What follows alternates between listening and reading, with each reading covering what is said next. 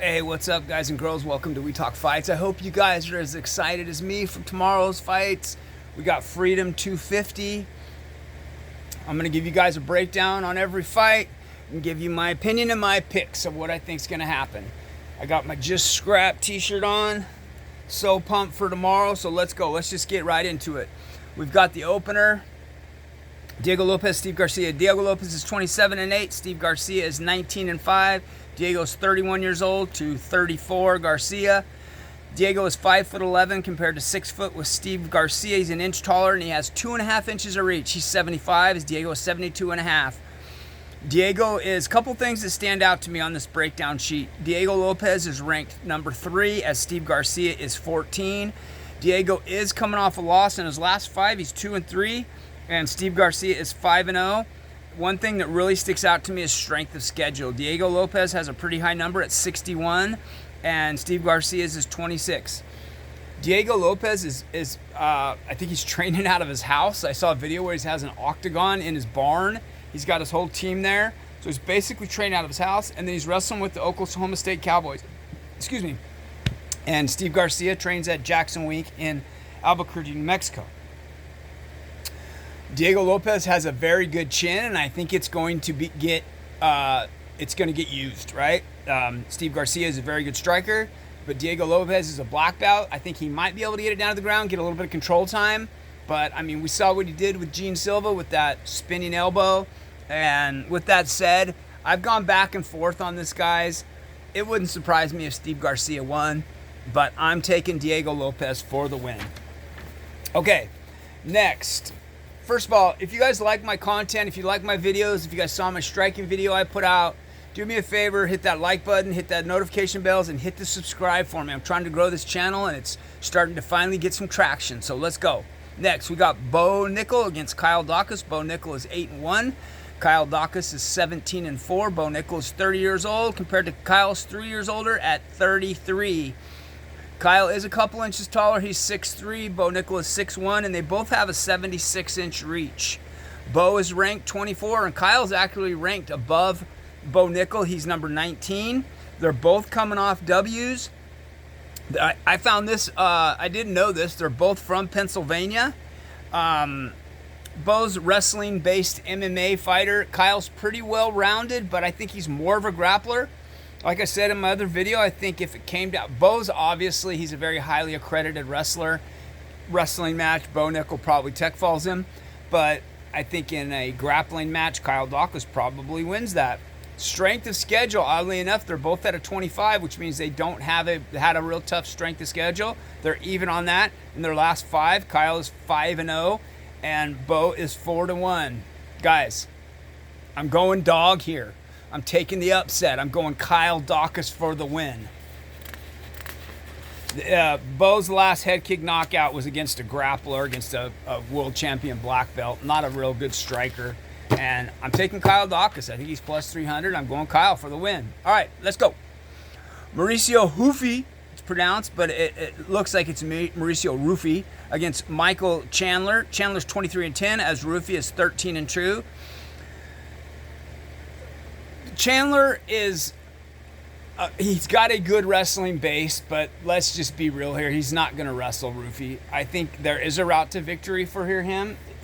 I think there's a route to victory for him here if he did wrestle, but I don't think he'll wrestle.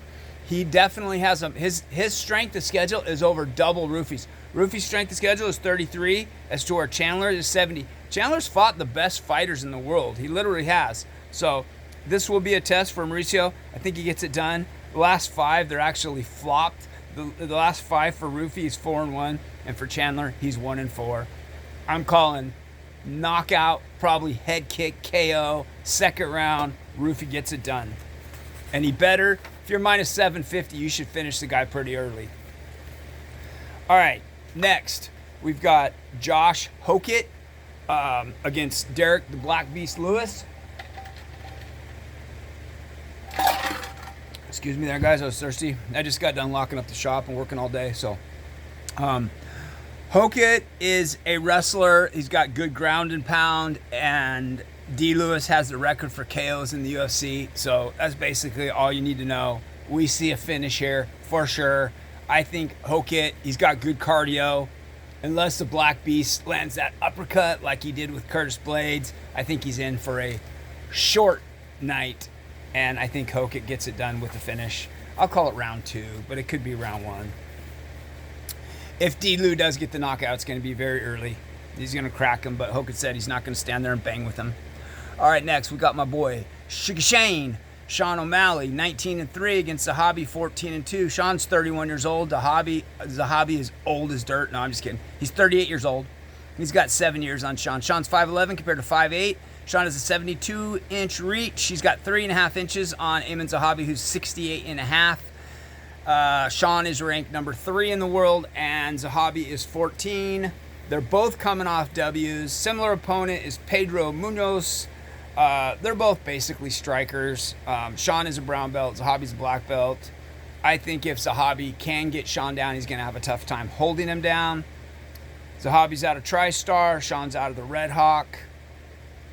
I guess they probably both traveled about the same distance. Sean is a very evasive, elusive striker. Zahabi's basically a striker. He shot, once in the UFC. He says he's a better striker than Sean, but he's lying to himself. He's going to start grappling immediately and trying to take Sean down. Sean is going to be very hard to hold down. Strength of schedule is almost triple. You don't see that often. Sean's a 75. He's fought the best fighters in the world. And Ayman Zahabi's strength of schedule is 28. Sean's 3-2 in the last 5 fights. Zahabi is 5-0. I think Zahabi, one of his best attributes is the kid is just tough. I think it's going to be like the green-haired monster where Sean just dog walks his kid for 15 minutes. I'm going to call unanimous decision. Maybe even a 10-8. We'll go 30-26. Omalley. Let's go. All right. Next, we have Chama against Bongamin. Cyril Gane. Alex Pereira is 13-3. Cyril Gane is 13-2. Alex is 38. Cyril is 36. Alex is they're both 6'4", but Cyril does have a 2-inch reach advantage. He's got an 81-inch reach, which is a huge reach, and Alex is 79. Alex is ranked number 2 compared to number 3, which is Gane.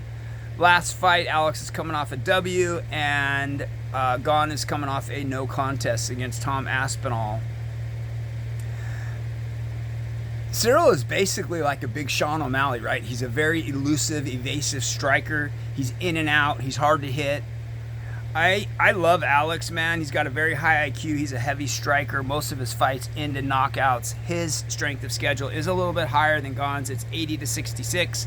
Last 5 fights is 4-1. 4 wins, 1 loss for Chama. 3-1-1 for Cyril Gane. And I just think that Cyril's going to be too hard to hit. I think he's going to get in and out. I think he's going to dance around the whole fight. He'll pick his shots. He'll land a lot of those jabs. And I think Cyril Gane gets it done with a decision. 49-46, we'll call it. Even though I'd love to see Alex win, I think Cyril gets it done. All right, next. We've got Ilia Topuria against Justin Gaethje. Ilia 17-0. Justin is 27-5. Justin is 37 years old. Ilia's 29 and Ilia's 5'7" compared to 5'11", but oddly enough, he only has a 1-inch reach deficit, 69-70. Justin's is 70. Obviously, Ilia is the champ. Justin's ranked number 5. They're both coming off dubs. Similar opponents. Charles and Max were both finished by Ilia, and Justin lost to Charles and Max. Ilia is I know he's come from Alicante or whatever, but he is actually fighting out of Miami, Florida right now. Justin's out of Colorado. I think as far as a cut goes, I think Ilia cuts about 30. I heard when he was even fighting at featherweight, I heard he weighed as much as 182. So I'm guessing around 185 now. So he's cutting about 30 pounds to where I think Justin's only cutting about 20. Ilia is a very, very well-rounded. I mean, he is the future of MMA, where you see no chinks in his armor, right? You see no holes in that guy's game. High-level black belt, great at wrestling, so good right there. You see him like changing levels. Just an amazing fighter. Huge ego. Could that hurt him? We'll see. Strength of schedule, 68, 67. Very, very similar. Ilia's is 1 point higher. Last 5. These guys are 9-1 in their last 10 fights. Ilia's 5-0. Justin's 4-1.